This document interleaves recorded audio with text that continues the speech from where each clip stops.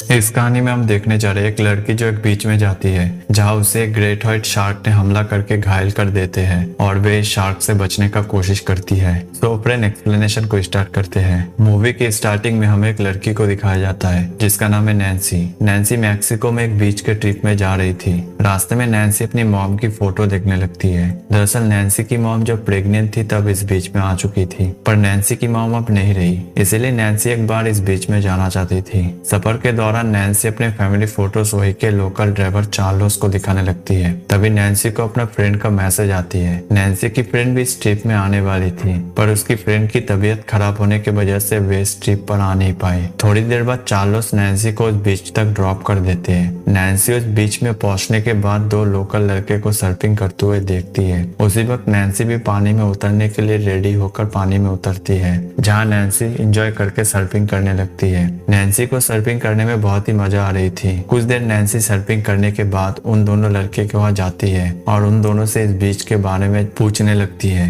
वे लोग नैन्सी को बताते हैं यहाँ पे कुछ पत्थर है जो लो टाइड के समय बाहर निकलते हैं और कहते हैं इस बीच में जेलीफिश है जो डंक मारता है। उसके बाद नैन्सी उन लोगों के साथ सर्फिंग करने लगती है। कुछ देर बाद नैन्सी थोड़ा सर्फिंग से ब्रेक लेती है और तट में जाकर कुछ खा भी लेती है। उसी वक्त नैन्सी का सिस्टर का कॉल आती है। तभी नैन्सी उसकी मॉम के आए हुए इस बीच को अपने सिस्टर को दिखाने लगती है। नैन्सी की सिस्टर नैन्सी को अपने फ्रेंडों को दिखाने के लिए कहती है, पर नैन्सी कहती है वो इस बीच में अकेला ही आई है। तभी नैन्सी की सिस्टर नैन्सी को कहने लगती है इस तरह अकेला घूमना खतरनाक है। नैन्सी अपने सिस्टर से बात करते करते नैन्सी के डैड उस कॉल में ज्वाइंट होता है और नैन्सी से अपने मेडिकल की पढ़ाई जारी रखने को कहता है, क्योंकि नैन्सी अपने मॉम को कैंसर से खो देने के बाद नैन्सी अपने पढ़ाई बीच में छोड़ दी थी। इसलिए नैन्सी के डैड नैन्सी को अपने पढ़ाई जारी रखने को कहते हैं और अपने घर जल्दी वापस आने को कहते हैं। नैन्सी अपने डैड से बातचीत करने के बाद फिर से पानी में वापस सर्फिंग करने के लिए जाती है और कुछ टाइम पानी में सर्फ करती है। तभी वे दोनों लड़के अंधेरा हो जाने के कारण पानी से बाहर निकलने लगते हैं। जाते समय नैन्सी को जाने के लिए कहते हैं, पर नैन्सी कहती है वे थोड़ा और सर्फिंग करना चाहती है। उसके बाद वे दोनों लड़के घर वापस जाने के लिए पानी से बाहर आते हैं। अभी नैन्सी उस जगह में अकेला ही सर्फ कर रही थी। कुछ देर बाद नैन्सी को पानी में हलचल होने का एहसास हुआ। उसी समय पानी से डॉल्फिन मछली नैन्सी के सामने उछल उछल कर सामने जाने लगते हैं। नैन्सी भी स्विम करते हुए डॉल्फिन के पीछे जाने लगती है। तभी नैन्सी एक मरे हुए व्हेल मछली के लाश को नोटिस करती है। नैन्सी उस व्हेल को थोड़ा करीब से जाकर देखती है। नैन्सी उस व्हेल के ऊपर बहुत सारा चिड़िया देखती है जो उस मरे हुए व्हेल मछली के लाश को खा रहा था। तभी नैन्सी उस व्हेल मछली में नोटिस किया कि उस व्हेल मछली को किसी ने नोच नोच के खाया था।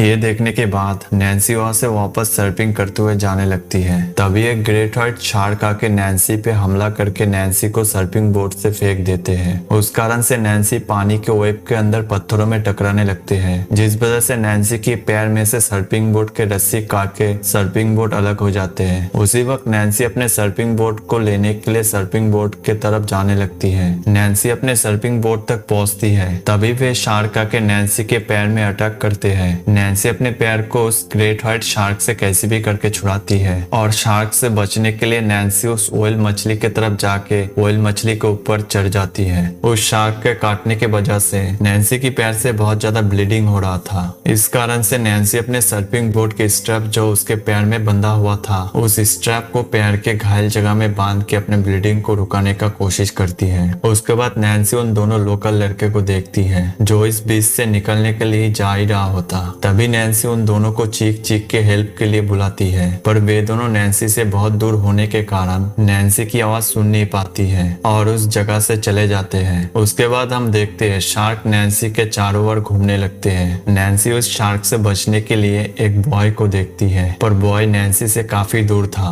तभी नैन्सी उस जगह को देखती है जहाँ वे दोनों लड़के ने नैन्सी को कहा था। उस एरिया में लो टाइड होने से पत्थर निकलता है। नैन्सी उस पत्थर को देखती है जो लो टाइड के वजह से निकला था और नैन्सी की काफी करीब मौजूद था। उसी वक्त नैन्सी देखती है शार्क उसकी तरफ हमला करने के लिए बढ़ता है। उस वजह से नैन्सी व्हेल मछली से कूद पड़ती है। तभी शार्क व्हेल मछली को हमला करके पलट देते हैं। उसके बाद नैन्सी शार्क से बचने के लिए तेजी से उस पत्थर के तरफ बढ़ता है और उस पत्थर के ऊपर कैसे भी करके चढ़ती है और थोड़ी देर पत्थर के ऊपर खड़ा होकर उस शार्क को पानी में देखने लगती है कि शार्क किस तरफ हो सकता है। नैन्सी उस जगह में थोड़ी देर जायजा लेने के बाद उस पत्थर में रेस्ट करने लगती है। है। तभी नैन्सी देखती है उसके पैर के उस जगह से खून निकलने लगते हैं जहाँ पे शार्क द्वारा काटा गया था। नैन्सी उस जगह से ब्लड रोकने के लिए अपने कान से रिंग को निकालती है और गले के चेन से उस जगह को सिलाई कर देती है। उसके बाद नैन्सी की पैर की उस एरिया को अपने स्विम सूट से बांध देती है।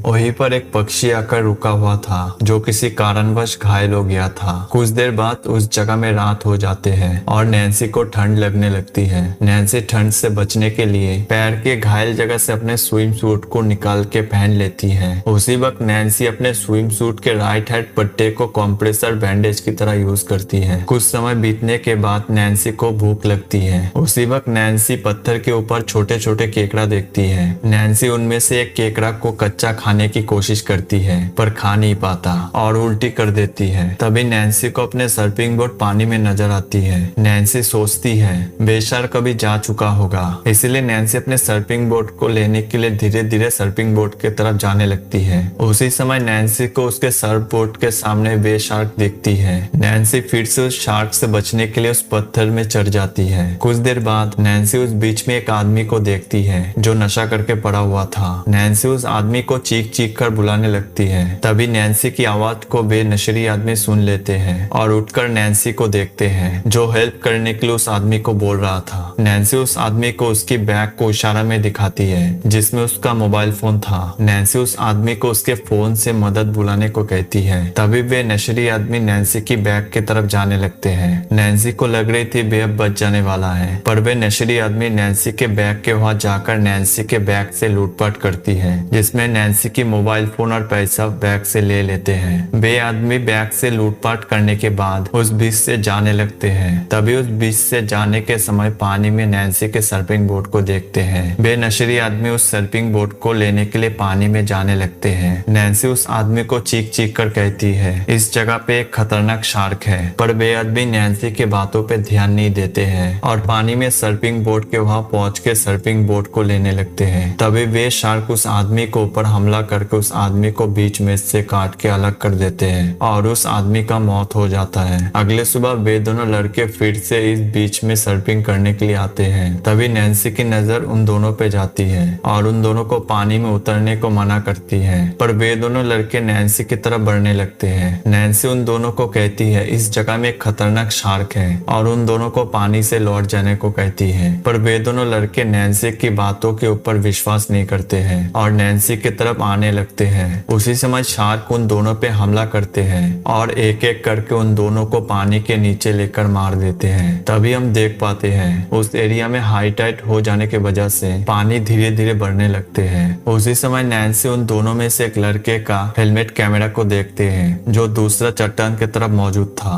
उसी वक्त नैन्सी उस जगह में जाने के लिए उस शार्क को देखकर एक कैलकुलेशन करती है कि शार्क कितना टाइम से कितना टाइम तक उस जगह से इस जगह तक पहुंचता है। ये करने के बाद नैन्सी अपने घड़ी में टाइमर फिट कर लेती है। उसके बाद नैन्सी उस हेलमेट कैमरा को लेने के लिए जाती है। नैन्सी उस जगह पहुंचकर उस हेलमेट कैमरा को लेती है। तभी वे शार्क नैन्सी की तरफ अटैक करने का कोशिश करता है, पर उस जगह में पत्थर होने के कारण शार्क ने नैन्सी को कुछ नहीं कर पाता है। नैन्सी उस हेलमेट को लेकर उस पत्थर के ऊपर चढ़ती है फिर से और हेलमेट का कैमरा का वीडियो को देखने लगती है। उसी वक्त नैन्सी उस वीडियो में एक चीज नोटिस करती है जो एक हुक था। किसी ने इस ग्रेट व्हाइट शार्क पे हमला किया था, इसलिए वे शार्क हुकर बन चुका है। ये देखने के बाद नैन्सी उस कैमरा से अपना एक वीडियो मैसेज देने लगती है। नैन्सी उस वीडियो में इस शार्क के बारे में बताती है और उसे मदद करने के लिए कहती है। उसके बाद नैन्सी उस कैमरा को हेलमेट के समेत लहरों की तरफ फेंक देते हैं ताकि कैमरा इस बीच के तट तक पहुंच जाए। उसके बाद हम देख पाते हैं जिस पत्थर में नैन्सी खड़ी थी वे पत्थर डूबने के लिए थोड़ा सा पानी भरने में बाकी था। उसी जगह उस घायल पक्षी को उन दोनों लड़के का एक सर्फ बोर्ड के टुकड़े के ऊपर बैठा के उस पक्षी को बहाव की तरफ बहा देते हैं ताकि पक्षी तट तक पहुंच जाए। उसके बाद नैन्सी बॉय के तरफ देखती है जो नैन्सी से काफी दूर था। उसी समय उन दोनों लड़के के बारे में याद आते हैं। उन लोगों ने कहा था इस एरिया में जेलीफिश है जो डंक मारता है। नैन्सी उसी वक्त पानी में कूद पड़ती है और जेलीफिश की तरफ से बॉय की तरफ जाने लगती है। शार्क भी नैन्सी की तरफ बढ़ता है, पर जेलीफिश की डंक लगने के वजह से शार्क आगे नहीं बढ़ पाता और नैन्सी पानी के नीचे से उस बॉय की तरफ बढ़ती है। उसी समय नैन्सी उस बॉय के नीचे स्टील को बिखरा हुआ जगह को नोटिस करती है। उसके बाद नैन्सी तेजी से बॉय की तरफ बढ़ती है। पीछे तेजी से शार्क भी बढ़ रहा था। नैन्सी उस बॉय तक पहुंचती है और उस बॉय का रॉड पकड़कर चढ़ने का कोशिश करती है, पर रॉड टूट जाते हैं और नैन्सी शार्क के पीठ के ऊपर गिर जाते हैं। तभी नैन्सी उस सीढ़ी के रॉड के टुकड़े को उस शार्क के पीठ के ऊपर घुसा देते हैं। उसके बाद नैन्सी बॉय में कैसे भी करके चढ़ती है। नैन्सी उस बॉय में कुछ टाइम तक बिताने के बाद नैन्सी को एक शिप नजर आती है। नैन्सी उस शिप को संकेत देने के लिए बॉय के बॉक्स को खोलकर उसके अंदर से फ्लेयर गन को निकालती है, पर फ्लेयर गन को निकालते समय फ्लेयर गन का गोली पानी में गिर जाता है। नैन्सी उन गीले फ्लेयर गन के गोली में से एक गोली पानी में से उठाती है और फ्लेयर गन में डाल के चलाती है, पर वे गोली काम नहीं करता है। उसके बाद नैन्सी फ्लेयर गन का दूसरे गोली को भी पानी से उठाती है और गोली फ्लेयर गन में डालकर चलाती है, पर शिप उस जगह से निकल चुका था। उसके बाद हम देखते हैं उस हेलमेट को, जो हेलमेट को उस टाइम नैन्सी ने वीडियो बनाकर पानी में फेंका था। उसी टाइम एक लड़का इस बीच में आता है जिसका नाम है मिगुल, और हेलमेट उस लड़के को मिलता है। मिगुल उस कैमरा के वीडियो को चला के देखते हैं जिसमें नैन्सी का संदेशा था। उसके बाद मिगुल उस कैमरा को लेकर अपने डैड को कैमरा दिखाने के लिए अपने घर जाने लगते हैं। इधर नैन्सी उस शार्क को अपने चारों ओर घूमते हुए देखती है। तभी नैन्सी उस शार्क पर फ्लेयर गन चलाने लगती है, जिस वजह से शार्क पानी के अंदर चले जाते हैं। कुछ देर बाद नैन्सी को बे शार्क नजर आती है जो मरे हुए ओयल मछली के तरफ से आ रहा था। तभी नैन्सी उस एरिया में ओयल मछली के तेल पानी में नोटिस करती है, जो ओयल मछली सड़ जाने के वजह से तेल निकल रहा था। तभी नैन्सी उस पानी में फ्लेयर गन चलाती है और पानी में आग पकड़ लेते हैं, जिस वजह से शार्क के ऊपर भी आग लग जाते हैं। शार्क अपने आग बुझाने के लिए पानी के नीचे चले जाते हैं। उसके बाद वे शार्क उस बॉय पर हमला करना शुरू कर देते हैं। नैन्सी उस शार्क से बचने के लिए बॉय के ऊपर चढ़ जाती है। तभी हम देखते हैं वे खतरनाक शार्क बॉय के चेन को काटकर बॉय को पानी में पलट देते हैं। तभी नैन्सी उस शार्क से बचने के लिए बॉय के बीच में रहती है। शार्क नैन्सी पे हमला करने का कोशिश करता है, पर बॉय में रॉड लगा होने के कारण शार्क हमला नहीं कर पाता। उसी समय नैन्सी बॉय के नीचे उन स्टीलों का टुकड़े का तरफ देखती है। तभी नैन्सी को एक आइडिया आती है उस शार्क को मारने के लिए। तभी हम देखते हैं नैन्सी बॉय के चेन में चारा बनकर उन स्टीलों के टुकड़ों के तरफ तेजी से जाने लगती है। पीछे शार्क भी नैन्सी को हमला करने के लिए बढ़ता है। उसी समय नैन्सी उन स्टीलों के टुकड़े के करीब पहुंच के अपना रास्ता बदल देती है। तभी शार्क अपने स्पीड के वजह से शार्क उस स्टीलों के अंदर घुस जाते हैं। कुछ देर बाद हम देखते हैं नैन्सी किनारे में पहुंचती है। उसी समय मिगुल अपना डैड को लेकर उस बीच में पहुंचता है और नैन्सी को किनारे में देखते हैं। तभी मिगुल के डैड उस जगह में मदद बुलाता है। सो फ्रेंड, मूवी का स्टोरी यहीं पर खत्म होता है।